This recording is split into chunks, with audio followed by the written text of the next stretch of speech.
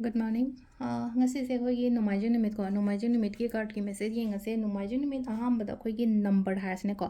number sina khoi gi 156 lere aduga color dana haidi pink color gumba kai gumba du minus sina bibe ai ko number se 156 aduga color dana pink color aduga chak thong badana khoi na hapa yabe chini ang khatang hai tare ko maming ge na dumai tawga happy ba hai tare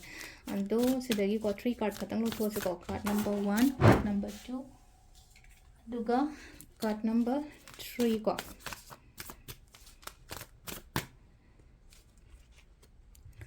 sidagi adum keno tarose ko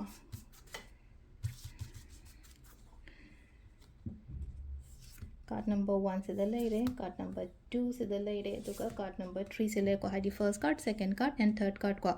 first card khan bungai gi henga se aham khan bungai gi oina kari message lake haibdo ko sida la ise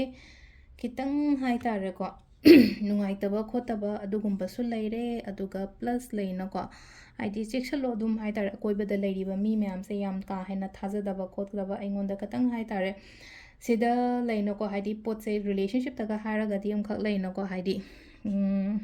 katang lapthok na ba khotpa dum ba su lae ko sida lapthoga hai tare ko se lapthok na ba hai ba ya thadi kaino chi lapthok ge ta aingonda phatloge ko kana hani afaba magi damakta aingonda lapthok ko oiramadi adugi potuna aduni ko silai se ko tuna haidi ngasi chathok ko topada sungai re katang section khojin piba khopi ba dumai taro ko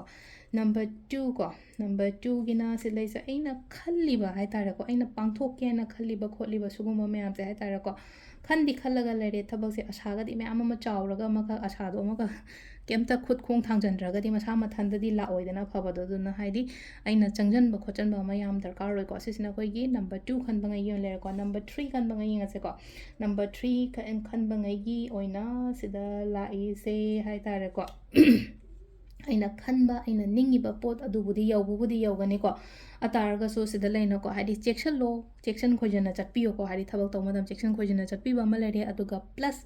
kaino so hai tare ko aina chatki haina tawge haina khale poto hadi chakchangna tawona hai ko silai se ko